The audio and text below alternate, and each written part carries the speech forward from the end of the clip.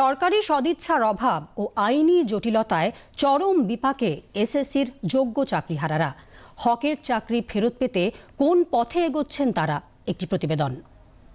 এসএসসির দ্বাদশ একাদশের ফল প্রকাশের পর যে বিষয়টা সামনে এলো, যারা যোগ্য চাকরিহারা, যাদের বিরুদ্ধে কোনো অভিযোগ নেই, যাদের বিরুদ্ধে দুর্নীতির কোনো প্রমাণ নেই, তাদের অনেকের নামই সেই তালিকায় ছিল না। ফলে তাদের জীবন জীবিকা এখন প্রশ্নের মুখে। এই মুহূর্তে তারা ঠিক কী দাবি করছেন, সরকারের কাছে কি চাইছেন, তাদের চাকরি ফেরত দেওয়ার জন্য ঠিক কোন পদ্ধতিতে এগোবেন ভাবছেন? আগের বারে যেভাবে পরীক্ষা দিয়ে যত ভালোভাবে নম্বর পেয়েছিলাম, এবারে তো পাইনি, কারণ আমার ব্রেন অপারেশন হয়েছে দুবার। আমার সে মনে রাখার ক্ষমতাও নেই। 2016-এ যে চাকরিটা পেয়েছিলাম, যেটা মানে সৎভাবে পেয়েছিলাম, ওটাই আবার ফেরত চাই। সরকার যদি সত্যিকারের ফ্রেশারদের চাকরি দিতে চায় আর ইন সার্ভিসদের চাকরি রাখতে চায়, তাহলে ইমিডিয়েট সরকারের উচিত সুপ্রিম কোর্টকে জানানো যে এই পরিস্থিতি।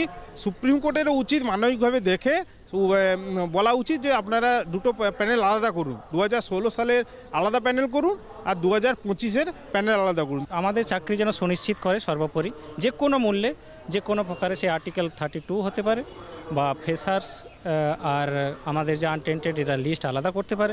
যে কোনো মূল্যে আমাদের সরকারের কাছে এটাই দাবি, যাতে আমাদেরকে চাকরিতে আবার ফিরিয়ে দেয় বা চাকরি যাতে সুনিশ্চিত করে। প্রথমে তো আমরা ছিলাম টেন্টেড ভার্সেস আনটেন্টেড, এখন টেন্টেডরা মানে পরাজিত হয়েছে, তারা সরে গেছে। এখন এসছে untainted. Untainted teacher versus fresher. 5 বছর বা 6 বছর পরে চাকরি করার পর যাদের কোনো অপরাধ ছিল না, কোনো দোষ ছিল না, রাষ্ট্রের বা শাসকের প্রাতিষ্ঠানিক যে করাপশান, তার ফলে যারা বঞ্চিত হয়েছে, তাহলে তার দায় রাষ্ট্রকে বা সরকারকে নিতে হবে।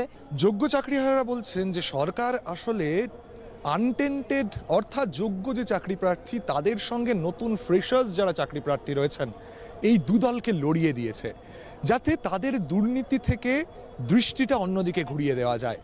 কিন্তু তারা তাদের দাবিতে অনড়।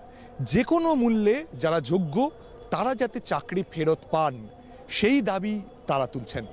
ক্যামেরায় সুদীপের সঙ্গে জয়মাল্য দেশমুখ, দূরদর্শন সংবাদ, কলকাতা।